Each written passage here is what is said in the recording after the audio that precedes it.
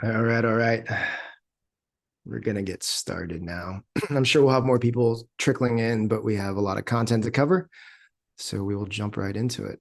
If there are any new people to the workshop, I know some of you had to miss day one. Make sure you say hi in the chat and throw in maybe where you're calling in from. I'm still in Brazil. I'm here for another day before heading back to Los Angeles, but I see some friendly faces from all around the world. Isaac in Brazil, still here. Love it. We got Paige in North Carolina. Where else is everyone in? Ooh, someone from India, England. Very good. I'm going to take you guys off mute so I can say hi to everyone. Henry, thanks for making it. Good to see you, buddy. Okay, so let's jump in. If you guys didn't know what you guys were signing up for, this is Fundraising Unlocked. We like calling it how to fundraise successfully without burning out. These are the things that we want to touch base around, figure out how we unlock for you all. And this day is very fun. So excited for you all to be here. Housekeeping wise, let's keep your. Jason, can I record this for Lisa? Forgive me for interrupting. Sure, go for it. Feel free to keep your cameras on. And like I said in the first day, Zoom chat is open. It's a great place to engage. And make sure you take notes. There'll be some sections and slides where I push you guys to think about what's ahead, what you guys will be working through. And I think taking notes could make a big difference on how you approach fundraising for yourself. Before we go on, I just want to mention that I thought day one was awesome in terms of the engagement, what we all went through. You guys start picking up on how there are small concepts that I highlighted that once you understand them and once they were presented to you in different ways, they sort of quote unquote unlock fundraising for you. The idea of purity of motivation. Why was that important? You guys remember that? Yeah. The idea of investor poker, that investors will always wait to see the next card. You guys remember that? Okay, good. Those are two things that we went through, a lot of great engagement.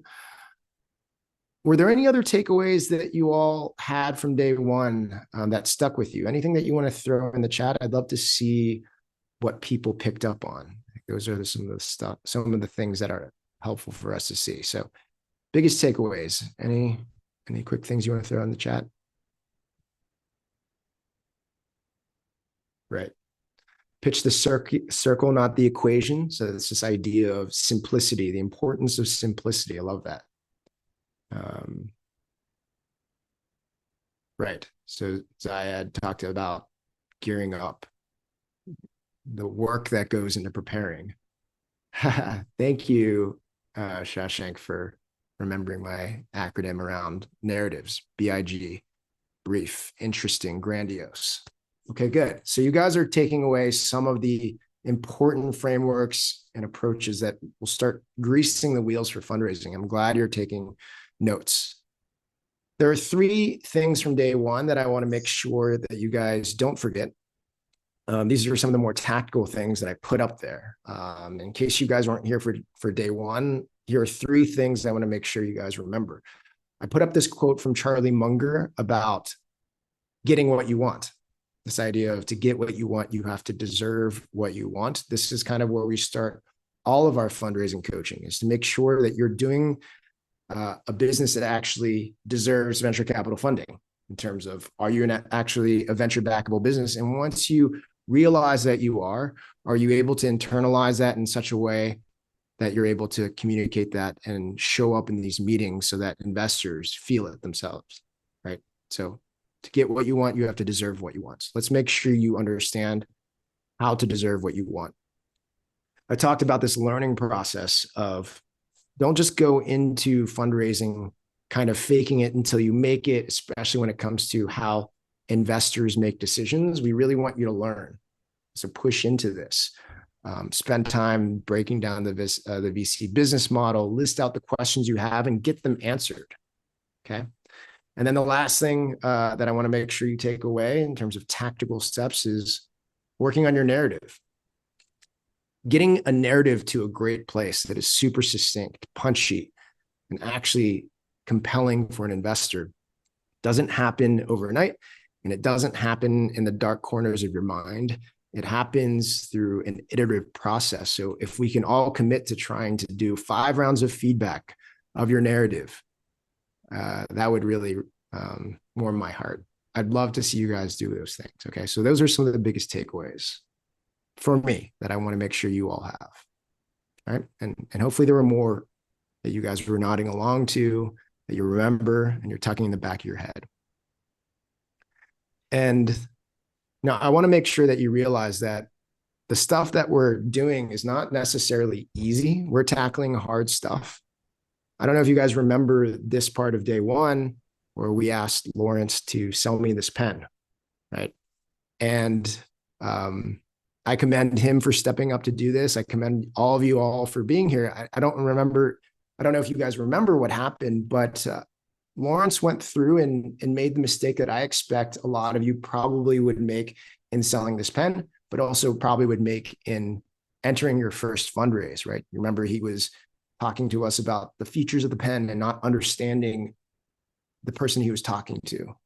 Remember that these are hard things. And if you all have failed at fundraising before or been too scared to try, like, I totally understand. The mistakes that Lawrence made, the mistakes that you all made, it makes sense to make mistakes when you don't know exactly how to do it.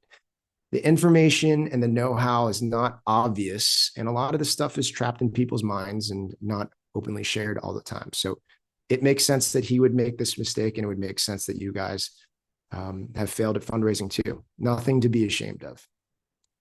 The thing to realize that I've seen myself, and I want to make sure that you guys know, is that even if you failed and even if other people fail, I've seen hundreds, if not thousands of founders be completely turned around in how they fundraise, completely level up in their ability to fundraise just by seeing some of the right information packaged in the right ways. And so that's like a lot of the work that I engage in. That's a lot of my writing. It's a lot of day one that you saw, right? Another message for you all, this idea of being passed on and how painful it can be and how destructive to your own confidence it can be. I want to make sure that you all know that if you've been passed on, that's okay. Being passed on does not mean that you do not deserve to get funded. There are people out there that will tell you your idea isn't good or that you are not good enough, right? I heard it myself before I got funded. Just everyone should know that when they're going through these passes, especially if you've gone through the Charlie Munger quote, especially if you've learned exactly what you need to do, if they're passing on you, they're wrong. They may think they know your business and that it's not a good business, or they may think they know why you won't be able to get to the promised land, but you have to understand that they just don't understand, right? What's going through your mind is not that they are right. What's going through your mind has to be that they just don't understand. And your responsibility in the work that you're going to do beyond this workshop is to figure out how to make them understand. Okay. There's another thing that people should realize, and this is something that I think bugs a lot of founders. It's this feeling like I've heard about other people that have raised capital before. And it's this like deep feeling like, I think they had something that I don't have. They have some kind of advantage and it's kind of unfair. The reality is that there are some people who have advantages when they go through fundraising. They have a network of advisors that tell them how they should be doing things. There's the experience advantage, the advantage of people who have done it before, maybe failed before, maybe been successful before, but that experience is a huge advantage, right? Their connections give them the ability to get to the next stage. They have some of the things in place that make fundraising easier. Yes, they have advantages, but the thing that you need to realize is that whatever advantage they have, whatever gap there is, you have an ability to close that gap. I don't want anyone thinking about what's in front of them and saying like, oh, these people had advantages. I don't have those advantages. I can't get there. It will require some work. It will require some effort, but it's totally possible. That advantage gap can completely be closed. And you may be getting ready for some difficult times in order to get there. These are some of the things that I need to discuss with you. But I'm going to get into a little bit of a storytelling mode to make sure you guys are ready to go. Everything that you're about to do is completely worth it. The first story I'll tell you is my own story. Here's some images here, but the reality is I started a venture-backed company back in 2017, and it was a long and winding road, right? And a lot of that was kicked off by the fundraise that you guys are all getting ready to do yourselves. And there were ups and downs. It was not easy. And we did get to an exit, which is fun to talk about. But beyond that, the path of a venture-backed founder is one of like crazy amounts of growth in a very short amount of time, both personally and professionally. I see Fernando there. Like, I've talked to him for the last couple of years about his growth and all the effort that he's gone into building his business. But I'm sure he would tell you as well, like the stuff that you go through personally. I'm running a business that I love with the team that I love, and I wouldn't be here today without going through the journey that you guys are about to go through. So I'm a huge supporter of what you guys are going to be going through. And I want to make sure that you know that I'm saying to you, like, face to face, Andrea, Alice, Isaac. I know Isaac has raised before, but it's completely worth it. And I want to make sure you guys keep going. It's the reason we do these workshops. Okay. So my goal is to try to illuminate this path available to you. And some people feel like, oh, I'm only talking to one type of founder who has certain tools or certain advantages. But I'll let you know the reason we do this is because it is so applicable to both first-time founders who have no idea what to do or have never done this before, but also for experienced founders who have done this before, but realize that they need some optimization and realize that there's a better path ahead of them. We're trying to get you both to those outcomes that I experienced, getting to that rocket fuel, getting to that huge step ups in both your company and your personal abilities. So in order to get there, there's a concept that I want to make sure you guys internalize. We took some of the stuff and tactics from day one, and we're going to synthesize it all and really talk about this idea of process. I really want you to internalize this idea. Setting up processes is the way to predictably land venture capital dollars. Okay. There are a lot of things you can be taught around storytelling, around finding investors, around getting connections. But in terms of the way you get it done repeatably is by thinking about this as a big process and a series of processes. So if you learn the process, you'll be able to execute them no matter the stage that you're at or where you are. Okay. So you should understand this is an important fact because this is the way I teach things, this is the way I want people to follow. And hopefully you'll believe me. I've been thinking about this essentially for 3.5 years since I left my last company actively, nearly 7 days a week for 3.5 years. And previous to that, as a founder raising capital, and previous to that, as a venture capitalist.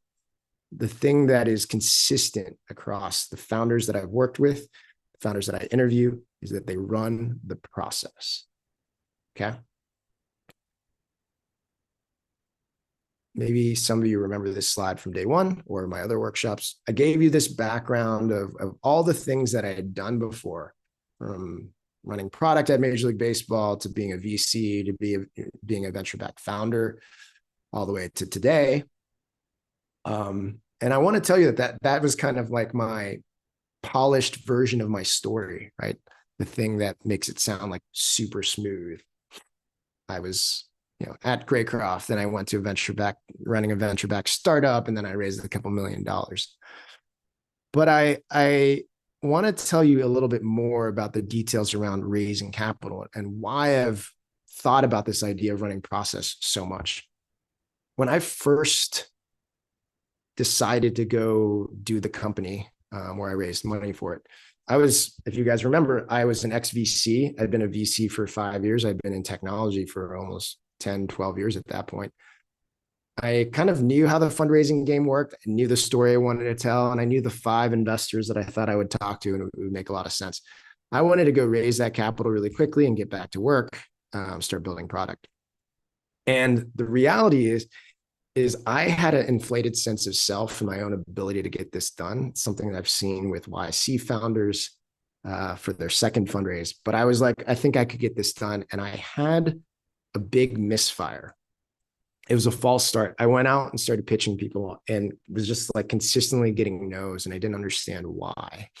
It was essentially executing all the biggest mistakes that I tell people not to make, and hubris, and not preparing, not understanding exactly what went into this. So my first fundraise actually was a big fail. And this ChatGPT image is also a bit of a fail. I wanted an image of me, of an Asian startup founder falling on his face. But every time I told it to no, make me fall on my face, it made me fall on my butt. But it was a big fail. And when we took a pause and said we need to raise money, we realized that what I needed to do was really kind of connect all the dots around how to use my network, analyze the approaches that I'd seen work, make sure my pitch was better. Like I just felt like I could do it without working on my pitch, and actually run a process. And what I want to show you is these photos that really bring me back. This is actually a photo of me and my co-founder in the hallway of literally like an abandoned house in the Mission in San Francisco. This was pre-COVID. So when I saw what processes worked, it was around getting to a dense number of meetings. And back in the day, you actually had to fly to San Francisco and take meetings. And so we had access to this house. It was actually a small house my sister had bought before she got renovated it. And we bought pillows, if you can tell, we bought pillows at Target, and we kept them wrapped in the plastic because we were broke and we wanted to return the sleeping bags and pillows that we bought. But we packed the week of meetings, 3 to 4 meetings a day, Monday through Friday. And then we stayed an extra few days to add on a couple of meetings to get that first round of meetings all done at the same time. And you all might be thinking like, well, what is this, what is this story about? Like, I don't know anyone in San Francisco. Why do I need to camp out in a house? But the idea is that the same process works today in our Zoom first world, right? I ran it myself in the physical world. And now that same process is the process that I see founders that work with me, the ones that they execute. And then completely independent of me, I have an interview podcast where I interview the best founders in the world and how they run their processes. And they all follow a process that looks exactly the same, right? Just trying to give you a bit of a background on how this is all built and how you should all be thinking about, what is my process? How am I going to run my process, right? And in case you all feel like you need another point of view, there's a woman, Andrea Orrego, who's the founder and CEO of Atelier, Latino woman with no network, had not been in startups before, and wanted to go raise a pre-seed without understanding what to do. She ended up joining one of the first cohorts of our program. And the fun thing is, about 6 months ago, we were running a workshop, and during the open Q&A, she actually joined. We didn't know that she was going to be there. We recorded this clip because she started talking about process. And I just want to make sure you guys get a chance to hear what she had to say about process. This is not her. That's Sub. So really quickly, play this for you all. Yeah, I just wanted to give a quick shout out because I wouldn't be where I am right now without that program. When I joined Jason's program the first time, I had done the process in all sorts of wrong ways, talked to tons of investors, very, not organized like he teaches you. And I would never be able to leverage any conversations. It would always be like, sure, call me back whenever, you have more to show me or whatever. So after the program, not only did I learn the process, but I also was able to get behind investor mentality, understand how like we have so many sensors that we are not even like we don't even realize. So when someone's trying to sell you something, you can see it a mile away. And I wasn't aware of that when I was pitching to investors. And So the main thing that you'll hear anyone that goes through a program of mine, whether it's one of my workshops or my whole thing, is this idea of process, thinking about process. So if there's a word for you to write down for yourself in your notes, it's going to be process, right? Like, do you know what process you're going to run? I don't want any of you leaving any of these workshops being like, well, what are the main factoids that I had? Or what should I do? The thing that you all should be thinking about is, what should my process look like? And Andrea went into the program not sure how she would do it, with a lot of passes, came out of it, and just 2 months later landed her first investment check, which we were really proud of seeing. Okay, so that's the idea of process. So what are some of the processes that you need to be thinking about? Well, there are 3 main ones that I want to walk you all through. And they have to do with your network, your narrative, and driving to a close. Okay. So the idea is, can we get you to jumpstart your network? Well, there is a process that takes the steps that jam 10 years of passive building. That's exactly what I had done before I went out and fundraised. I didn't really try to build a network. But when we went and analyzed what I did to build my network, we realized it didn't take 10 years. You can do that in weeks, at least jumpstarting your network. And then when it comes to building a great narrative, how do we make sure that people can run a process to get through the iterations that get you to a great story? I had already talked to you about this idea of the 5 iterations, 5 rounds of feedback that you want to drive yourself towards. Okay. And then the last process is what I would refer to as the golden process, calendar density. How do you launch the process that closes investors? All these things are possible. Let's spend time on each of them. Make sure you guys have a sense of how to get it done. Okay. Some more stories. Show you some old photos of me. This was me on day 1 at my first job in venture capital, my only job in venture capital, at Graycroft Partners. 100 Wilshire Avenue, if you know Los Angeles, the big tall building in Santa Monica. On day 1, no one knew me. No one knew me at all in Los Angeles. It was kind of a risk for me to go to LA because I had no network there. No founders knew me.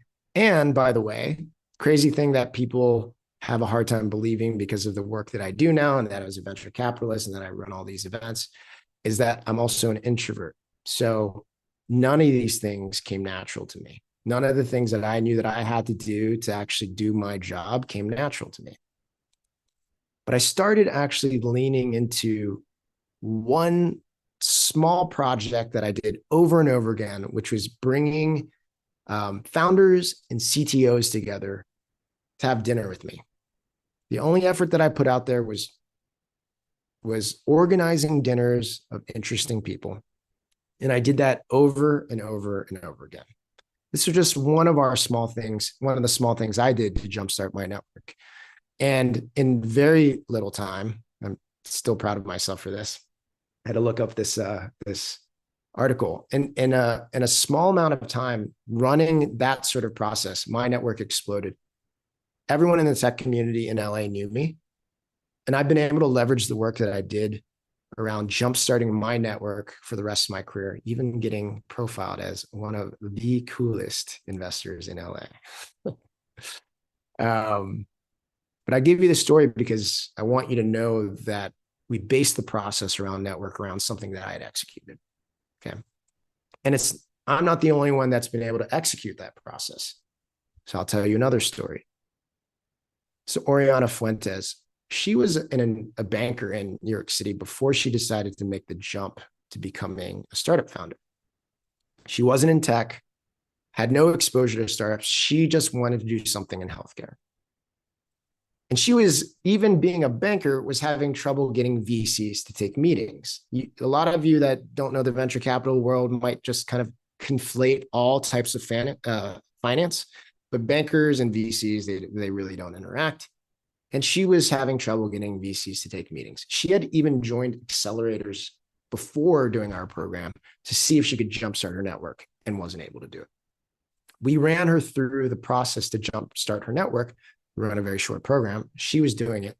And in a very short amount of time, just as she was leaving, probably a month or two after leaving the program again, here were her outcomes. She took our processes to run small events for dinners for her own network into doing it over and over again. It is now something called Women in Health Tech. She essentially just took our process and ran it over and over again. So that's one big win. And then I started getting text messages from VCs. Here's one real text message that I got of, how well do you know Oriana? Would you connect us? And she wasn't fundraising. She was just running the process to explode her network, and doing it in a consistent basis. I'm like so proud of her for the way she did this. And she continues to, as she gets prepared for her fundraise, get inbound because of the work that she's doing to jumpstart her network.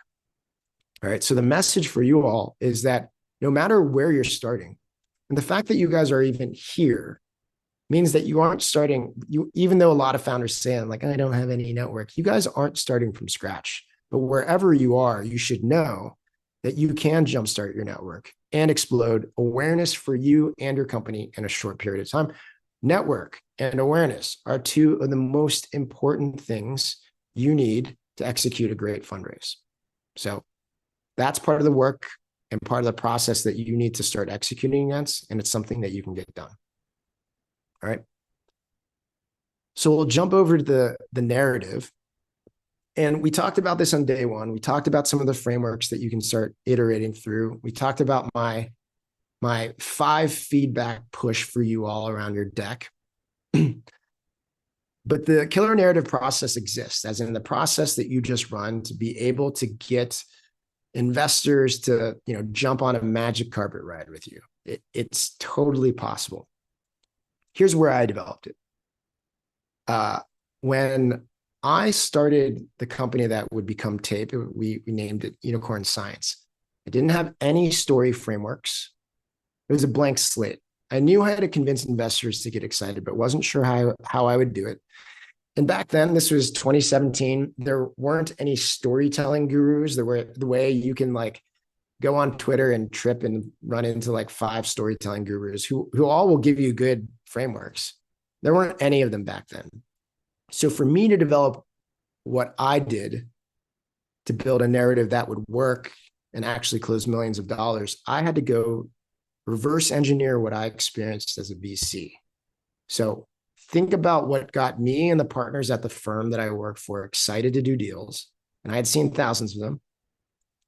And then if I could take reverse engineering steps to figure out what those commonalities are and what those approaches were, could I do that with my own company?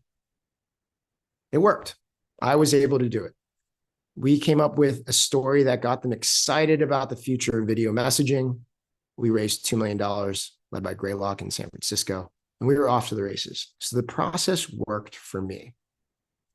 When I started adamant and trying to figure out how other people could do what we were able to do, I had to go back and say, what were those things that I was able to actually distill around the story? What were those things that we need to get people to be able to do? And we've had a lot of great success stories around this. This one I wanted to point out, though, and give you another clip. This is a founder, Saad, who I just caught up with, literally coincidentally right before this call. He's off to the races now, raising his 2nd round after us. But his company is super complicated. It started off as services plus marketplace. He was selling some software, but he was also connecting people, and he was unable to get investors to lean in because it was so complicated. And we had a process by which we get people to oversimplify what they do in order to build the story back up. And lo and behold, Saad was able to raise a very big round, a $5.7 million Series A after working with us. And he had a few words to share afterwards that he was like, please record it. I want you guys to know what it did for us. So I'm going to play that again really quickly. Told you how much that course was helpful for us in so many ways. The number of compliments that we get on the deck, it's pretty crazy. And people are just like, Great. this narrative, this story, everything is so tight. And I think that was entirely because we had your guidance through that process. Right. Very, very short share. But I wanted to make sure you heard it from someone else, because some of you might be thinking, oh, Comigo is a kind of strange story. It's been hard for us to really articulate it. You might be thinking about, Fernando has a business that has analogs in the United States, but he's raising in Brazil, and it's hard to like tell these things. But there is an approach that can help anyone do this, right? I believe, with the right process focused on understanding the VC mindset, the psychology that makes people make decisions to do deals, that anyone can build a killer narrative, anyone. All right. So that's something for you all to look forward to. We'll keep going. The last process that I want to make sure you guys jot down and be like, how do I set this up for myself is what I like to refer to as the golden process. It's a term that I coined that now people, I guess, associate with me, but it's this idea of calendar density. There are a lot of other ways to describe it, but we talked about it in day one. It's about launching your fundraise so that your first couple weeks of meetings are packed, so that investors feel the pressure. Investors feel like they're not the only game in town. Investors feel like they can't wait to see the next card, right? And when I was trying to come up with an inspirational story to make sure that you guys knew that you could do it, I was like, should I talk about mine or whatever? There's one that's really important to share with you, which is the very first engagement I ever did to try to help someone raise capital was for a company called Spotter. And it was a funny process where I helped them set everything up. It was back in the day when I was still doing one-on-one coaching. I did a lot of the work helping them set up everything and make sure that the story was right. But I remembered being nervous because I could only hold their hand all the way to a certain mark. But once they kicked off their meetings, like I couldn't really do anything else. Like the whole process would have to run itself. And I remember staying up late with them to make sure that we could squeeze in as many meetings as we had access to and try to like jam them in. So it was all in this 2-week span. And it worked. Like the way it works, and I hope you guys get a chance to see calendar density in action. But it's when the launch happens, it kind of just pushes everything along, right? I see a couple of people slightly nodding along like they've seen something like this. But all the effort you do to put it all in there, like just helps you get to a conclusive outcome. And some of the time it means that you get to the outcome that's like, you're not ready to fundraise.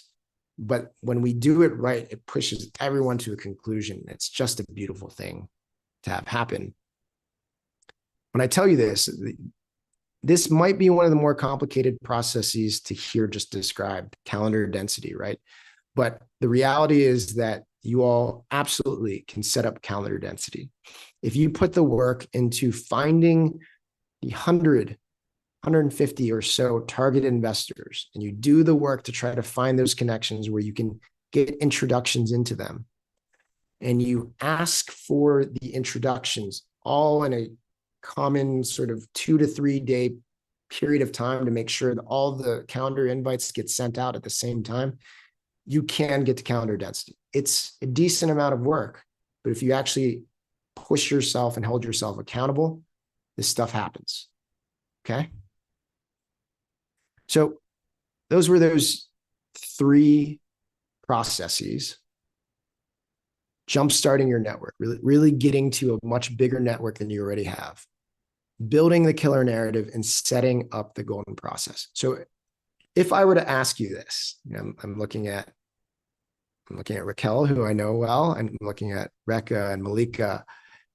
If I were to get you to jumpstart your network, really add to your network, and if I were to get you to actually run the process, to iterate on your narrative, to get it to a point where it's compelling, really hit on investor psychology. And then if I could get you to set up calendar density based on what you've heard, do you feel like you could get a fundraise done? Right? Good. I want everyone to kind of feel this. It's more scientific than people like allow it to be. Now, not everyone is nodding along. Not everyone is like, yeah, I see a few sort of tentative sideways nods. And I think that's fair too, right? The reality is a lot of this stuff is also overwhelming. There is a lot to do. I think when we acknowledge the fact that there is a lot to do, you'll understand why we started building out these programs, right? The thing that I liken it to is if I were to go to Julio, Brazilian or, okay, Julio, couldn't hear. If I were to go to Julio and say, we'd like you to gain 20 pounds of muscle, right? There's actually a pretty easy way to figure that out. You could Google what are the workout plans, right? But anything that's hard to do is actually hard to get yourself to do. So even if he figures out what he needs to get done, doing that on your own is really hard, which is what we understood 3 years ago when we started putting these things together. We realized that in order to do hard things, we wanted to put other people in the same room with you to do the hard things together, right? So that's why we put together a program we call FWC. It's the idea of mastering the processes that get you funded and to do it together, right? So a 6-week boot camp with an online community, library of lessons and tools. We do it all together. And it's really to push this all forward as a unit, okay? And a lot of you guys can take notes on this because this is the structure of the stuff that you need to learn on with or without a team, right? This is the stuff that you're going to have to get great at to be great at fundraising. We really want you to understand founder mindset. We need you to understand investor psychology and how that impacts the way you communicate with investors, right? That interaction is so important in influencing investors. You're going to need to get better at investor research, finding the investors that you will be able to go after based on your network, not based on what's on TechCrunch, but based on your network. You got to get your narrative and deck to a point where it's compelling enough to actually tell the story of a multi-billion-dollar outcome. And then the golden process. How do you launch and close processes? How do you herd these cats, these investors who have very short attention spans, but also big checkbooks? It's all part of the process, right? A few stories, a few success stories, if you will, just to show that the backgrounds and to make sure that all of you guys, no matter what your background, can get this done. It's really important. We have Nick Palufo from Traveler, who's in Santa Barbara. He was in FWC 5. He had raised an angel round before, but was having a real challenge getting VCs to listen. He really grew up outside of the world of startups. Post FWC, he raised $1.4 million. Very different looking founder. Tiffany Kelly was one of our first founders in FWC2. 0 capital raise, a completely broken story, 0 network, and absolutely no process. I hadn't even heard of the idea of running a process. Post FWC has raised, I think at this point, more than 2.3, but $2.3 million. And I know going out to raise a much bigger round now. And then I'm just trying to round out the looks and the backgrounds of people. Zohaib is one of our larger fundraisers, had only raised seed capital out of Pakistan, needed international investors, and ended up raising $41 million.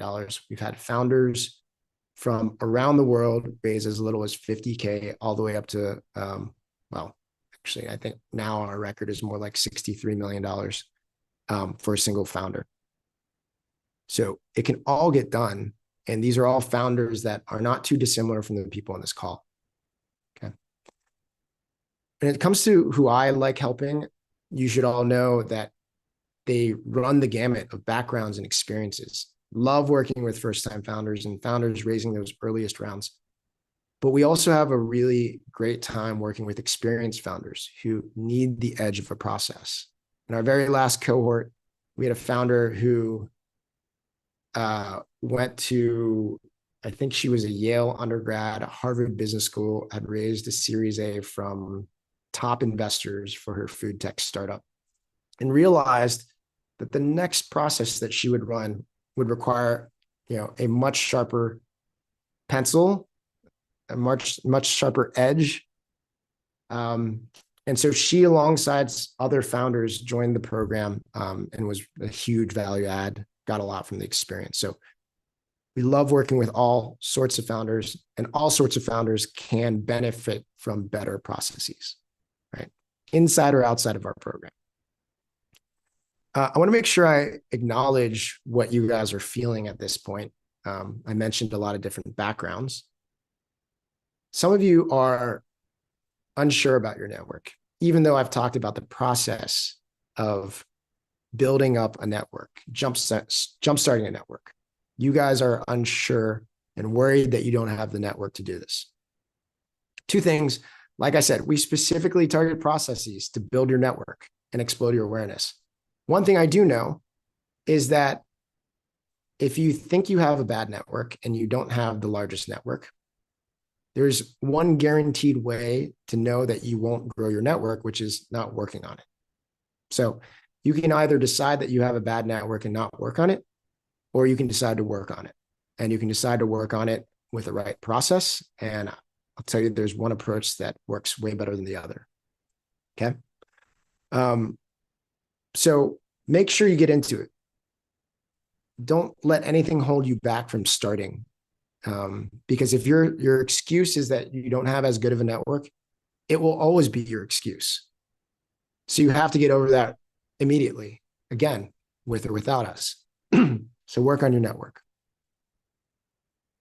You're also, I know, worried about rejection. I'll tell you this, I grew up with an intense fear of failure.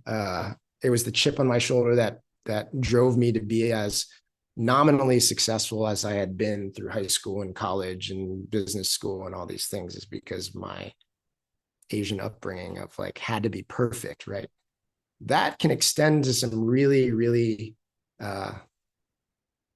unfortunate consequences about being worried about failure, being worried about rejection. So a lot of you on this call, whether or not you're Asian, I do see some familiar Asian faces, but even without that, I know a lot of you have some of this too, right? And it's okay. We all have that. But running towards that is the only thing that will get you progress in this world. And if you're a venture-backed or hoping to be a venture-backed company, running towards it is the only thing that will actually get you funded. Okay? So you might as well just look at this picture and realize that that can't be you. Everyone goes through rejection in this process. I had a monumental amount of rejection before closing my round, like shockingly large given my background, my network, all the things that I had, but I still went through it. And you will too. Our very first module tackles this head on and helps you manage this. We know it's a problem and we know you need to manage it. So think about that, write that down for yourself. You gotta figure out how to deal with rejection. Okay. Kind of a close cousin here. Some of you also think, have I done enough to actually kick off the fundraise? You might think like you or your company isn't credible enough yet. And I see this all the time. It's the calling card of really driven and smart people, imposter syndrome. And it's kind of also why I know there's an opportunity. First, we'll talk about what it takes, right? A lot of this is being afraid because you don't know exactly what it takes to get funded. But once you do know, then it becomes very clear. You can say, oh, like Isaac can just nod along and be like, I'm definitely ready, and just go out there.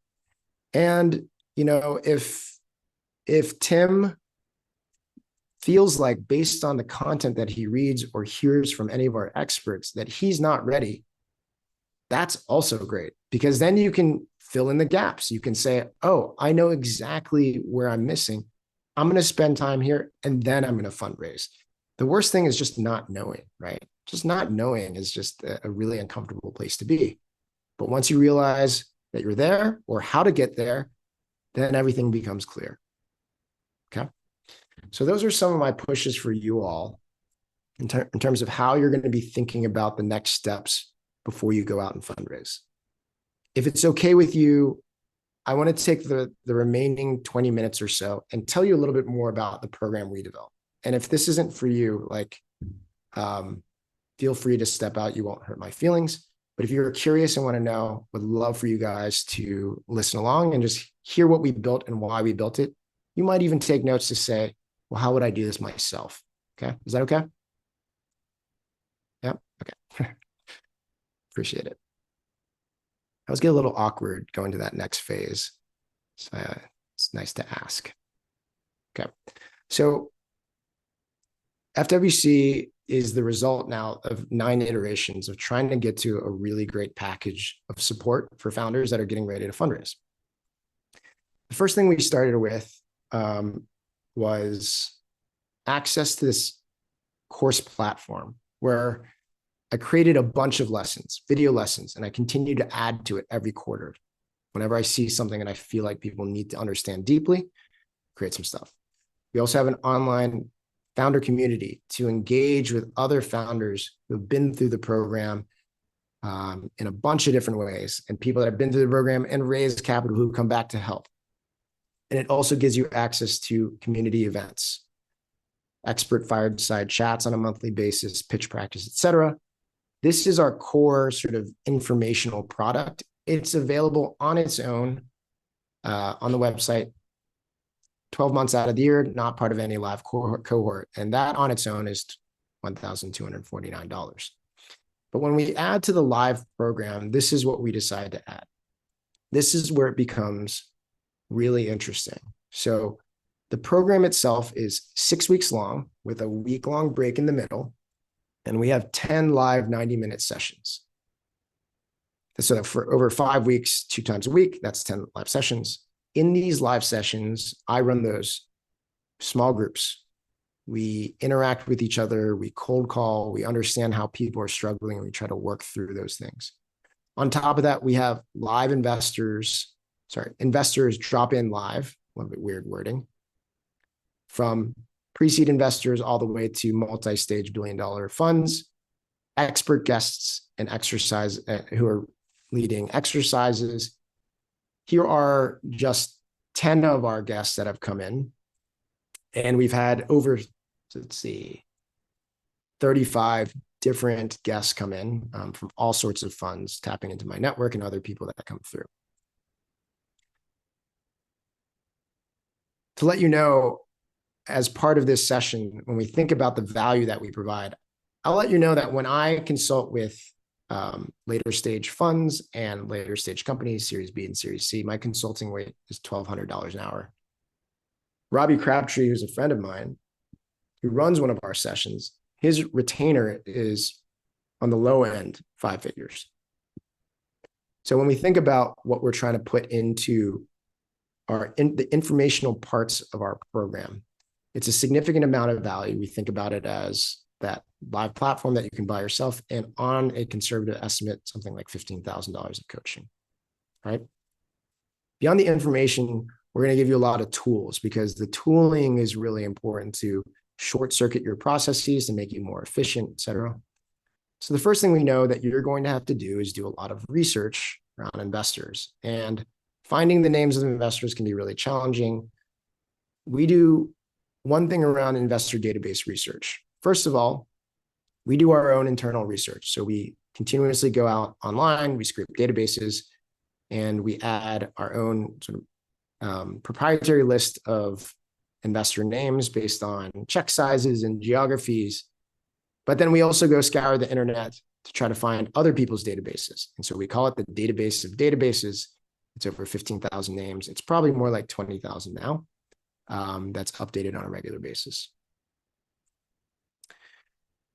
If you run a great fundraise, you better be doing it with the use of a CRM system.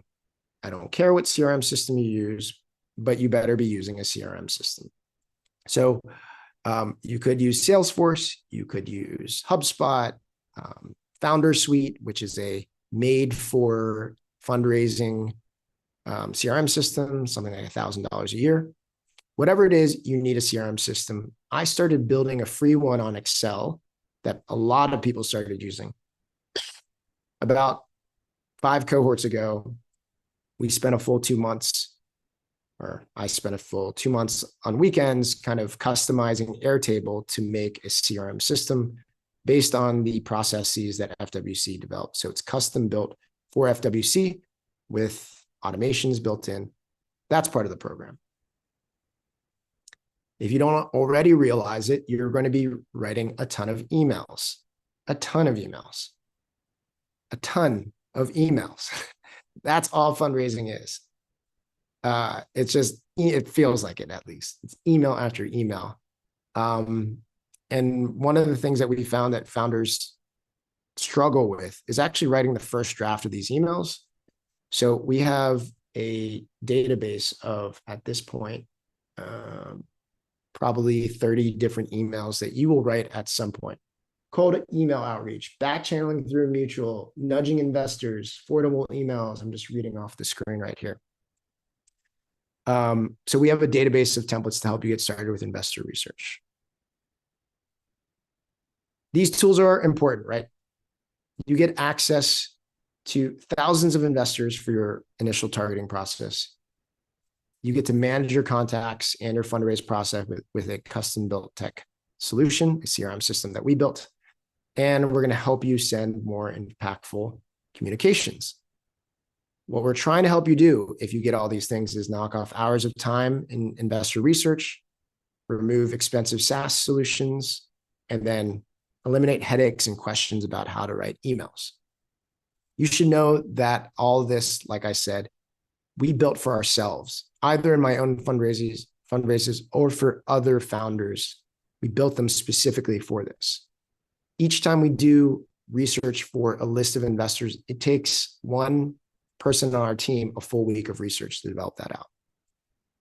Like I said, there's hours of development work that went into the CRM system.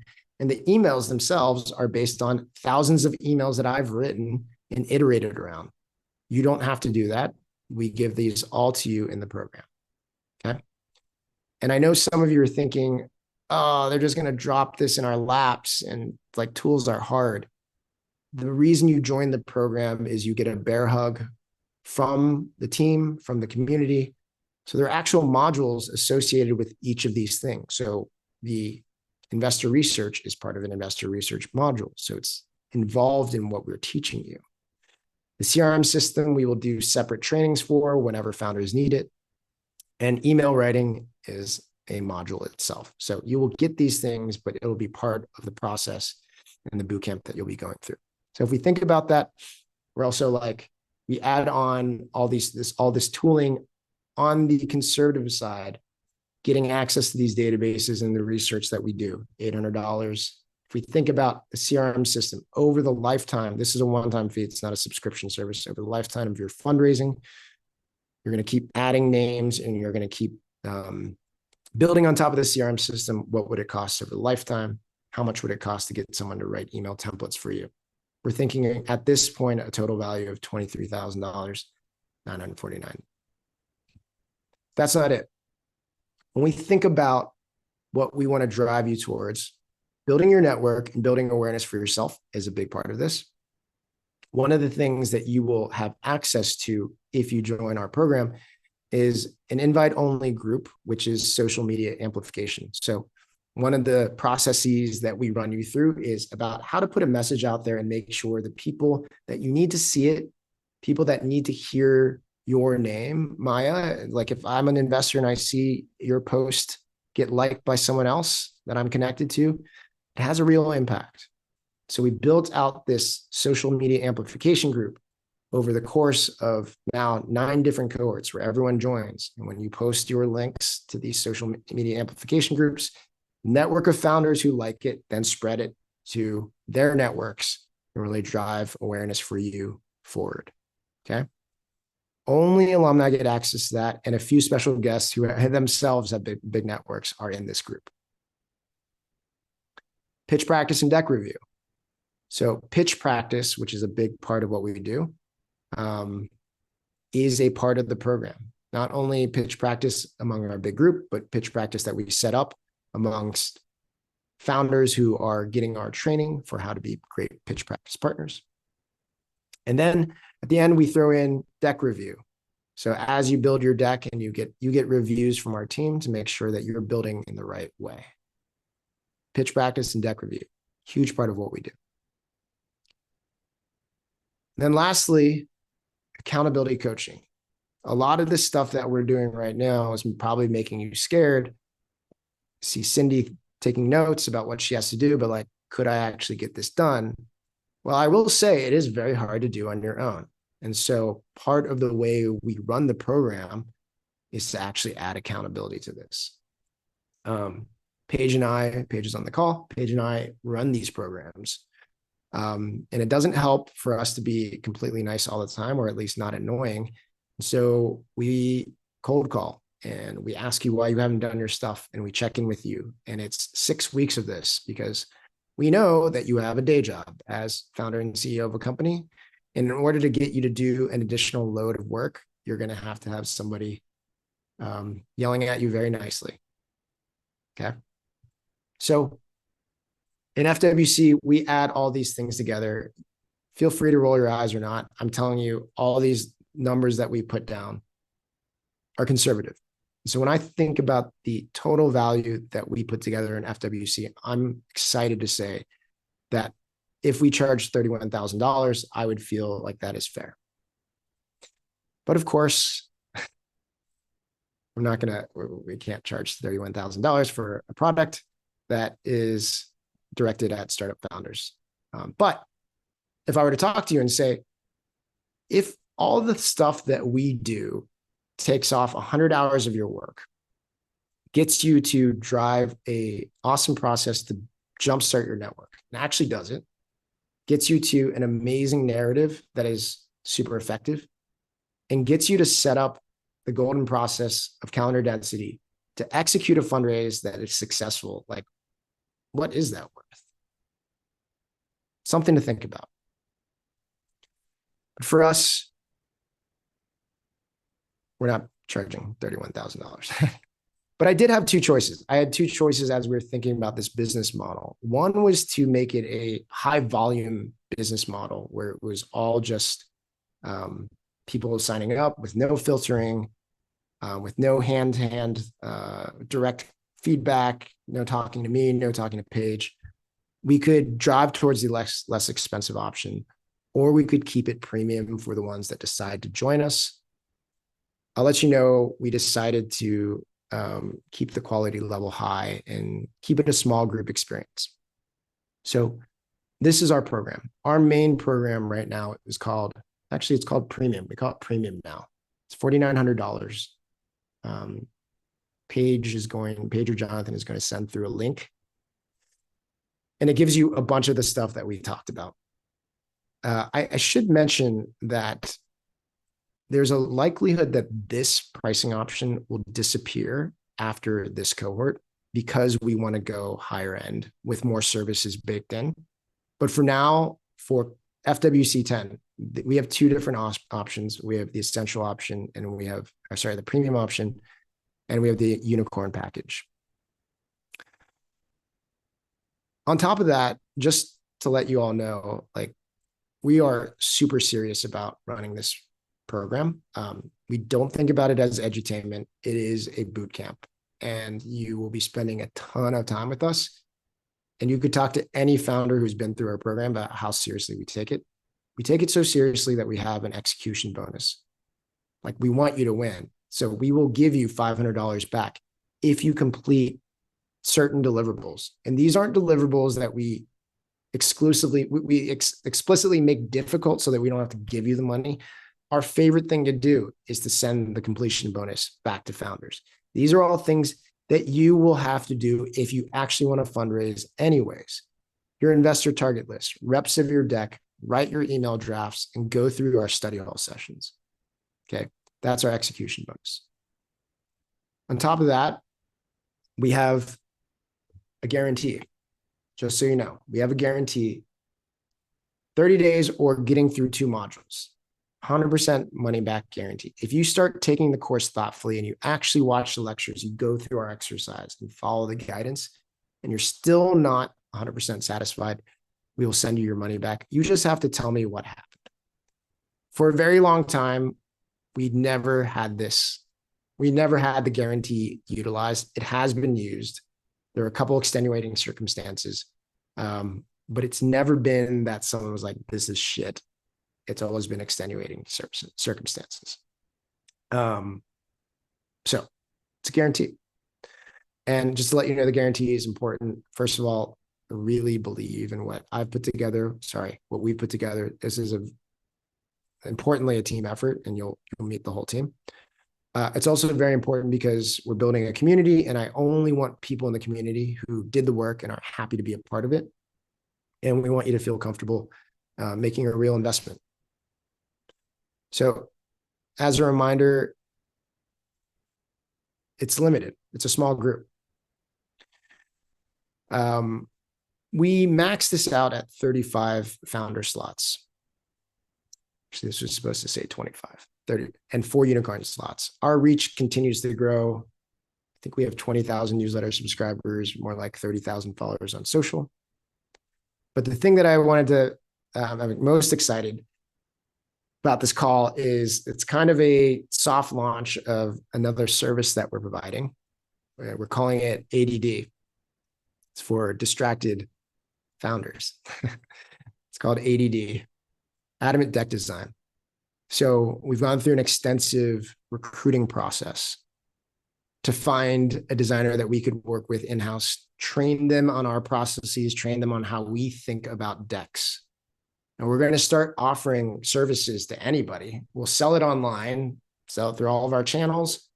Excited because it'll be a service that Adamant community members, so I see a few of you in here, Adamant community members will get access to at a highly discounted rate.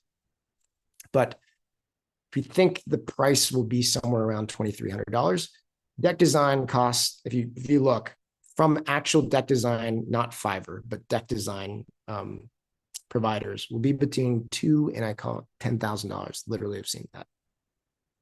For the first 2 founders that sign up while we're on this call, you get deck design for free. You will get that service for free. We'll get the ADD service. So, Jonathan, if you could send through the link to make sure, and feel free to shout out if we know who is joining us. But the first 2 founders will get that. It's amazing. The next 2 founders who join, maybe we'll get there, maybe we won't, get one-on-one coffee with me, which, might feel fun, might not. But we can build a relationship. We can talk about fundraising, startups, life, whatever. If anyone from Brazil joins, I could actually do coffee tomorrow morning before I leave. But I tend to spend time in LA, SF, New York, Miami, Mexico City, likely next week, Sao Paulo, or we can do something on Zoom.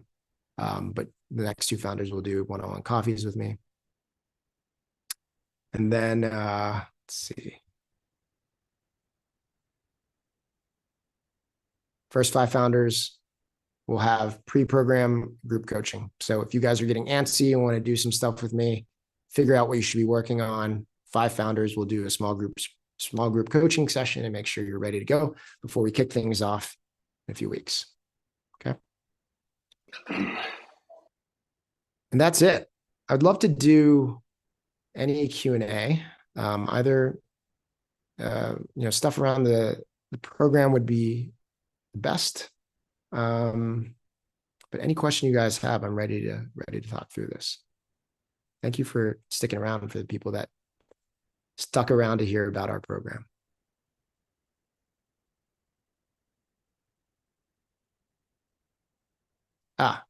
One thing, Paige is reminding me, for the people, we just opened applications today. We like filtering people to make sure that they are dedicated to the process and understand what's ahead of them. What we realized after going through a few of these is that the people that show up to the workshops have already filtered themselves in a way that allows us to accept founders who join straight from the call. So whether it's on call or whether you apply later, if we know that you went through the workshop, you are accepted. Great. SH, how many founders or a founding team do you have per cohort? So we have on the low end done 15 and on the high end done 35. We'd rather not actually, I know it said 35 below, but we'd rather keep it right around 25. So it'll be a small group.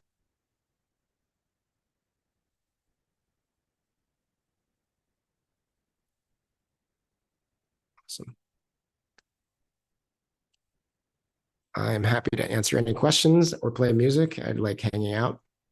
And feel free to oh, Malika. Hey, Jason. Yeah, it's Malika. My kids are about to walk in any second. Okay. What is the best time for folks to raise after the workshop? So like, what's the best, most effective, like how much time should we build in? Or if we did. Good question. Yeah. Good question. So I tell people that the earlier you prepare to fundraise, the better. Almost nobody follows that advice. I actually will say, the best fundraisers do. The program itself lasts 6 weeks. So we will start around April 15th and it'll last 6 weeks. So technically, as you're ending the program is set up so that when you end, you could hit go on a fundraise.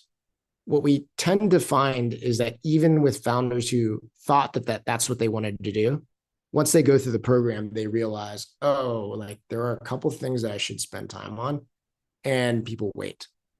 So for me, I love seeing founders who will do the program six months before they want to raise. I would say the average is more like we're doing it 2 to 4 months before we go out. Cool. Do you subscribe to like, don't raise in the summer, there's better seasons to raise? Do you subscribe to all of this? Or I have to find this amazing tweet that I wrote that sounds very self-congratulatory, but this always comes up. The tweet goes like this. Oh, so, you definitely shouldn't raise in November because of Thanksgiving. And then you really can't raise in December because of Christmas. And then January, people are feeling, oh, hey there. January, people are, feeling a little bit tired from the new year. And February is ski season, and March is spring break, and April is Easter, et cetera, et cetera. The reality is there will always be reasons why, like, it's not going to be like perfect. I think there probably are a couple of windows that are great, but the contrarian view is that the windows that are great, everyone knows are great. So it's actually one of the more competitive times to be fundraising. And so I would rather founders think about what their company is, like what their company requirements are, what milestones they might be able to get to, and arrange themselves based on those vectors, and not have the timing of the VCs be the primary thing that drives your timing. It could be like a secondary or tertiary thing for sure, but like, yeah, don't make it define when you go. Cool. Anyone else? Happy to play a little music too. And you can just. Someone asked earlier, but I guess I'll just make sure with you. They were asking how long they get access to the CRM or the different community events, things like that. So the CRM is lifetime. The community access is a well, we bake in, I think it's like a year. I'll double check. For premium, we bake in a year. For unicorn, it's lifetime access. And then Xavier just sent a question in the chat. Where's my chat?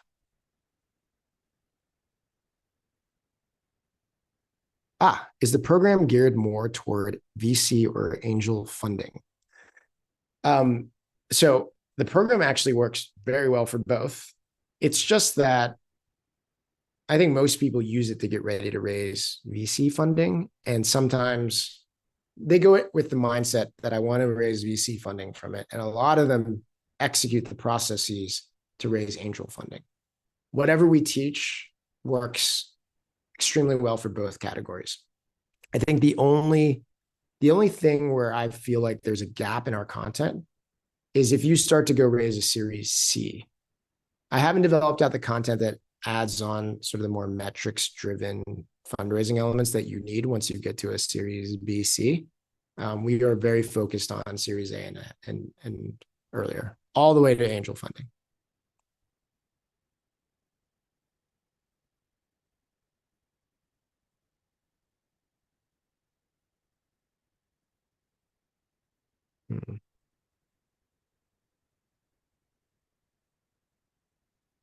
Okay. Well, just so you know, if you have questions after we hang up here or getting to our time limit, you can feel free to reach out to myself or Paige. hi@fundraisewithconfidence.com is a good place to start. And we will follow up with recaps of the event and anything else you all need. But thank you so much for spending 2 days with us. Hope it's helpful. And we will make sure to see you guys in another workshop or hopefully in a city near you. See you guys.